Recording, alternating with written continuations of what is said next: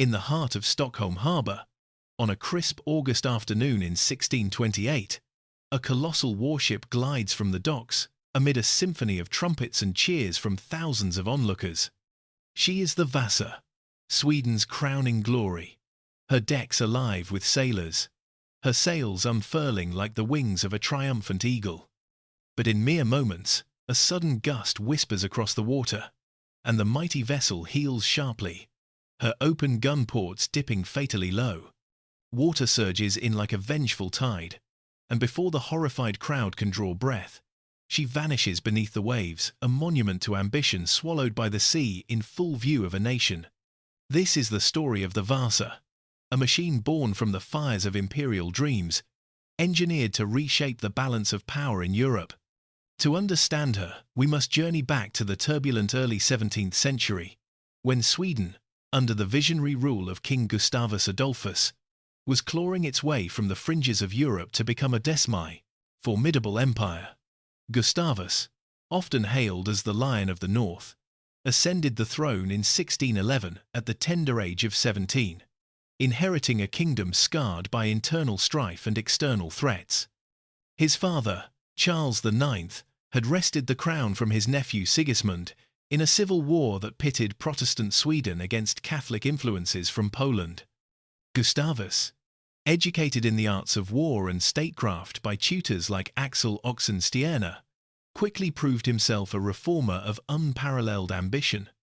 He centralized the government, bolstered the economy through trade in iron, copper, and timber, and revolutionized the military.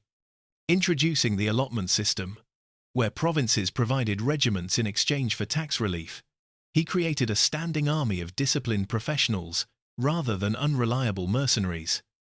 His innovations extended to tactics: lighter, more mobile artillery, salvo firing for musketeers, and cavalry charges integrated with infantry. But the seas called to him as urgently as the battlefields. The Baltic Sea was Sweden's lifeline, a highway for commerce and conquest, yet it was contested by powerful rivals. Denmark controlled the Sound, extracting tolls that drained Swedish coffers, while Poland, Lithuania, under Sigismund III, who still claimed the Swedish throne, posed a direct threat with its vast territories and formidable winged hussars. The 1620s were a decade of unrelenting conflict for Sweden. The Polish-Swedish War, simmering since the late 1500s, erupted anew in 1621 when Gustavus invaded Livonia, capturing Riga after a grueling siege. This victory secured vital ports, but the war dragged on, with Polish counteroffensives threatening Swedish gains. By 1625, a truce offered respite, but Gustavus knew it was fleeting. That same year, a catastrophic storm in the Gulf of Riga claimed 10 Swedish warships, exposing the navy's fragility. 2 years later, at the Battle of Oliwa, Polish forces captured the Swedish ships Tigon and Solon, further humiliating the fleet. In 1628, additional losses like the Christina and Riksnyckeln compounded the crisis. Gustavus, campaigning in Prussia, where he had landed troops to besiege Polish strongholds like Pillow and advance on Danzig, recognized that land victories alone were insufficient. He needed dominance at sea to ferry armies, blockade ports, and protect trade routes. Thus, the Vasa was born not merely as a ship, but as a symbol of Sweden's Stormaktstiden, the era of great power. Named after the Vasa dynasty's emblem, a sheaf of wheat stylized as a vase, she was to be the first of a new breed of warships, larger and more heavily armed than anything in the Baltic. Gustavus envisioned her leading a fleet that would make Sweden the uncontested master of the northern seas, projecting power into the heart of the 30 Years' War, a continent-wide conflagration that began in 1618. This war, pitting Protestant states against the Catholic Habsburg Empire, offered Sweden opportunities for expansion and alliances. Gustavus, a devout Lutheran, saw it as a holy cause, but also a chance to secure territories in Germany and weaken rivals. The Vasa, with her imposing presence, would deter enemies and inspire allies, embodying the king's unyielding drive to elevate Sweden from a peripheral kingdom to a European superpower. The vision extended beyond military necessity to cultural and political symbolism. In an age when monarchs like Louis XIII of France and Philip IV of Spain built grand navies to assert divine right, Gustavus sought to match them. He drew inspiration from Dutch and English designs, hiring experts from the Netherlands, Europe's shipbuilding hub. The contract for the Vasa, signed in January 1625 with Henrik Hybertson and his brother Arend de Groot, called for 2 ships, one smaller and one larger. Hybertson, a Dutch-born master shipwright who had risen through the ranks in Stockholm's Navy Yard, assembled a workforce of hundreds of carpenters from Sweden and abroad, blacksmiths forging iron fittings, and sculptors carving elaborate decorations. Timber was sourced meticulously.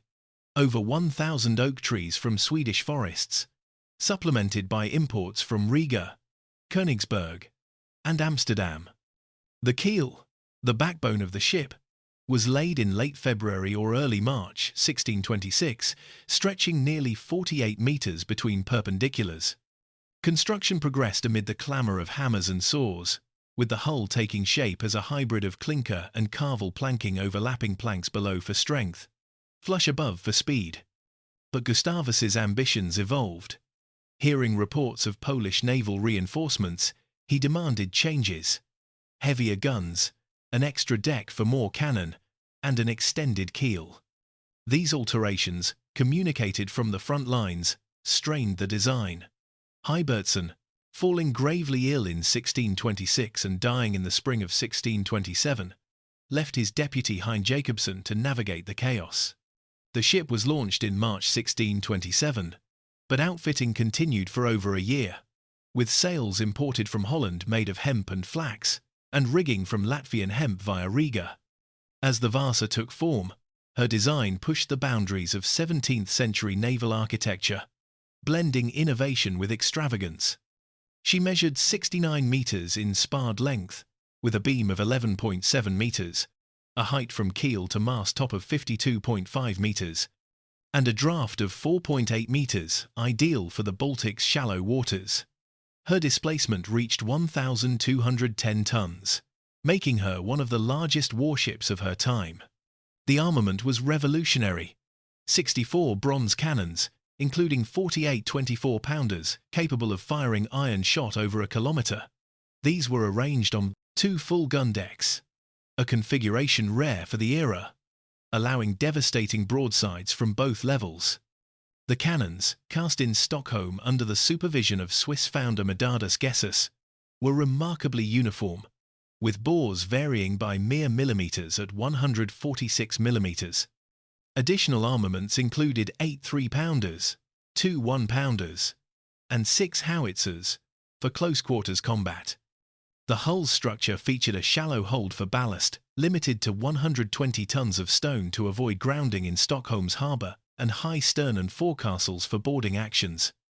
Innovations abounded: improved bilge pumps, a rudimentary ventilation system with hatches, and a whipstaff for steering in a double-height compartment equipped with 2 compasses in a binnacle.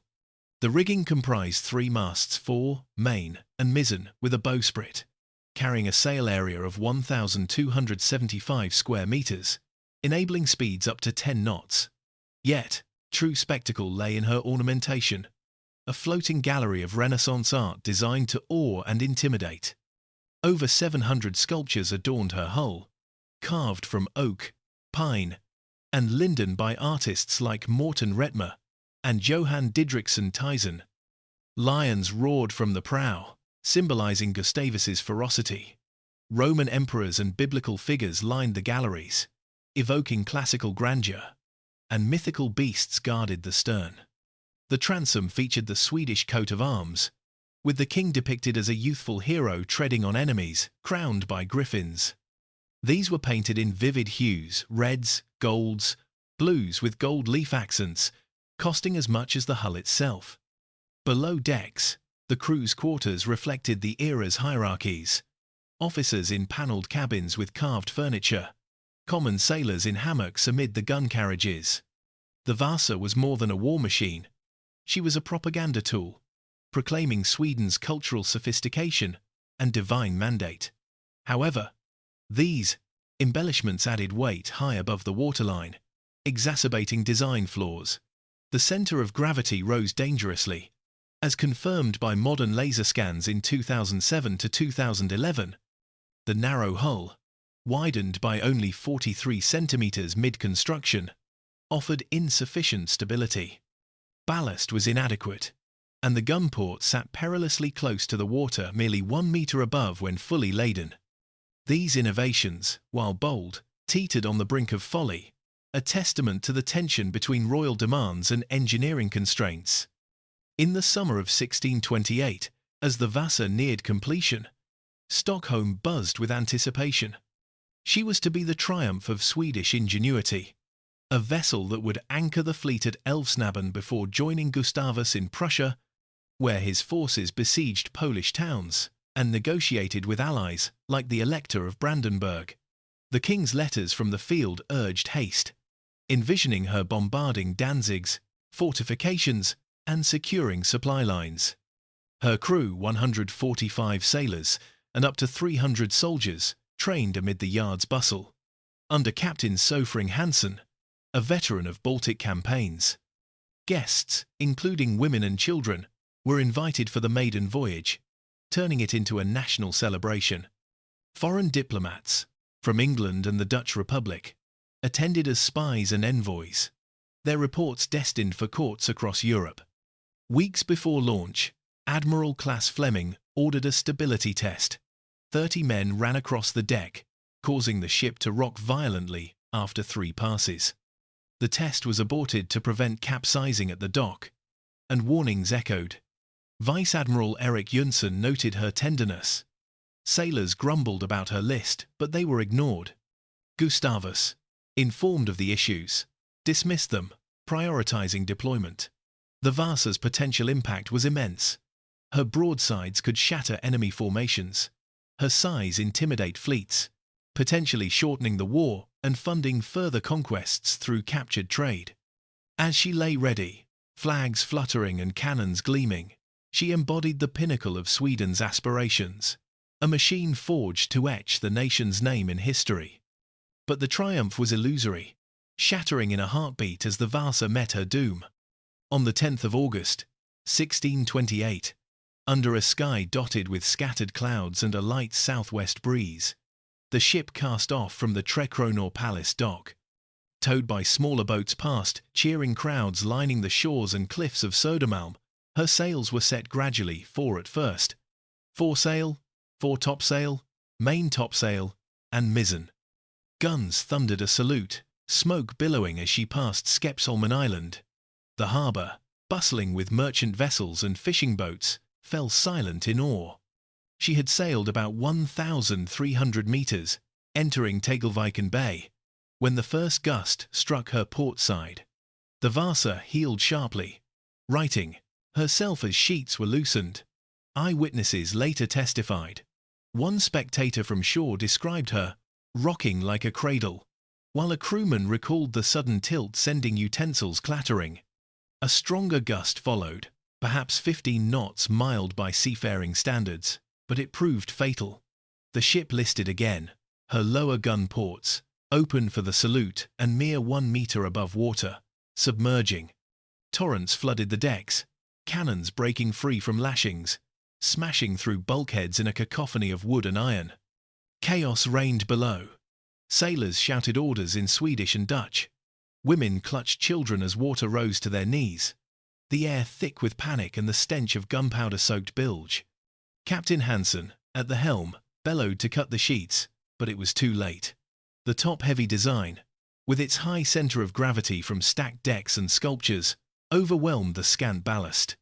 She rolled to port, masts dipping toward the waves, and sank in 32 meters of brackish water, just 120 meters from shore. Survivors about 100 clung to spars and debris, rescued by nearby boats amid cries for help. 30 to 50 perished. Their bodies later recovered, including a woman named Gertrude, whose face has been reconstructed from skeletal remains, revealing a life of hardship with crooked teeth and a lopsided gaze. The sinking unfolded in full view of thousands, transforming jubilation into horror. English envoy Sir Thomas Roe, among the spectators, wrote of the great ship, suddenly overwhelmed, sending shockwaves through diplomatic circles. Stockholm streets echoed with whispers of omen and divine judgment. News reached Gustavus weeks later in Prussia, where he raged at the loss, demanding an inquest into imprudence and negligence. Convened on the 5th of September at the Royal Palace, the inquiry led by the Privy Council and Admiral Gyllenhielm interrogated over 30 witnesses. Captain Hansen swore the guns were secured and the crew sober. Builders like Arend de Groot deflected blame, saying, "Only God knows the cause." Jacobson admitted widening the hull, but claimed royal orders bound him. Testimonies revealed ignored warnings, the failed stability test, rushed changes, and Hybertson's death leaving inexperienced hands. Yet no punishments followed. The deceased shipwright bore silent culpability, and the inquiry highlighted systemic failures, political pressure overriding expertise. The disaster prompted reforms. Future ships like the Eplet, Vasa's sister, were widened for stability, and Sweden adopted English designs after Gustavus's death at Lutzen in 1632. Salvage began immediately, with anchors and cables failing to raise her. In the 1660s, Albrecht von Trileben used diving bells, an innovative copper dome allowing breathable air to recover over 50 cannons, sold abroad for profit. The hull settled into mud, forgotten amid Sweden's later triumphs under Charles X, who crossed the frozen belts to humble Denmark. By the 19th century, she was legend, with failed salvage bids in 1844 and dives in 1895. Pollution and time threatened her, but the Baltic's low salinity and anaerobic depths preserved her timbers from shipworms, entombing a time capsule. Centuries passed, but the Vasa's legacy resurfaced in the 20th century, a tale of redemption through science and perseverance. In the 1950s, Anders Franzén, an amateur archaeologist and naval engineer fascinated by childhood stories, scoured archives and maps. Using a homemade core sampler, a plumb line with a hollow tip, he probed Stockholm's harbour, extracting oak fragments in 1956 near Beckholmen, guided by a topographical anomaly from old charts. The discovery ignited national excitement. The Vasa Committee, comprising the Navy, National Maritime Museum, and experts, mobilized. From 1957 to 1959, divers in heavy suits braved cold, murky waters to dig 6 tunnels beneath the hull, threading steel cables linked to pontoons Odin and Frigg. Over 18 incremental lifts, she rose from 32 to 16 meters, debris cleared and gunports sealed. On the 24th of April, 1961, amid global media frenzy, the final lift brought her to the surface groaning, water cascading from her decks, 98% intact. Towed to the Gustav V dry dock, excavations yielded thousands of artifacts. Cannons, coins, cutlery, clothing like woolen caps and leather shoes, tools, a backgammon set, and even preserved food remnants. 15 skeletons emerged, their bones revealing lives of toil men with healed fractures, women like Gertrude with signs of malnutrition. The ship was housed temporarily at Wasavavet, sprayed with polyethylene glycol for 17 years to replace water in her cells, preventing shrinkage. Challenges persisted. Sulfuric acid formation from iron bolts created over 2 tons of damaging compounds, addressed with new stainless steel supports in 2011 to 2018. A 2023 project, costing 150 million Swedish krona, installs a new cradle, temporarily closing interior views but ensuring survival. Today, the Vasa Museum in Stockholm's Djurgården, opened in 1990, cradles her in a climate-controlled hall, drawing over 45 million visitors. One can walk her decks, marvel at recreated colors, and explore exhibits on 17th-century life pigments analyzed, rigging reconstructed. Artifacts tell personal stories. A shoe lasts for repairs at sea. a purse with coins from Riga, navigational instruments like astrolabes. Educational games simulate shipbuilding, while documentaries narrate her saga. The Vasa endures as a cautionary icon. The Vasa syndrome. In management texts, warning of flawed projects. As in Arthur, Squires is the tender ship. She teaches engineering humility, top heaviness from added decks, inadequate ballast, and ignored physics. Yet her rebirth inspires. A machine that failed yet reveals secrets of naval warfare, daily life, and human resilience. As we reflect on the Vasa, we see humanity's eternal dance with innovation, ambition, clashing with nature, pride yielding to wisdom. In her preserved form, she whispers that even in defeat, our creations can illuminate the path forward, tempering our drive to conquer with the grace of learning from the depths. Today the Vasa stands upright in a light-filled gallery as if still afloat. Visitors wandering her restored decks are struck by the sheer scale and artistry of the vessel. Enormous oak timbers stretch overhead. Gilded carvings of lions, saints and sea monsters gleam in the soft museum lights. To walk around Vasa's hull is to step into the year 1628. The inscriptions on her gunports, the seam in her, planking from Stockholm oak. All details whisper stories of her origin. Every year, millions come from around the world to see this singular relic. She is the only preserved 17th-century warship on the planet. In life, Vasa was meant to proclaim Sweden's might. In death, she has become a powerful teacher. Her timbers and artifacts have revealed countless truths about shipbuilding, naval warfare, and daily life in the age of greatness. Generations of engineers and historians have pored over Vasa's story, learning from her mistakes. In management textbooks, they even talk of Vasa syndrome, the failures that occur when ambition outruns reality. Scholars note that on Vasa, as one study put it, there was an overemphasis on elegance and firepower, and reduced importance on seaworthiness. Indeed, the ship's beauty and armament were unparalleled, but at the cost of the most essential quality of any vessel: stability. Vasa's fate remains a cautionary example for anyone pushing the boundaries of design. It reminds us that innovation always has limits, and that cutting corners to meet a deadline can drown the grandest project.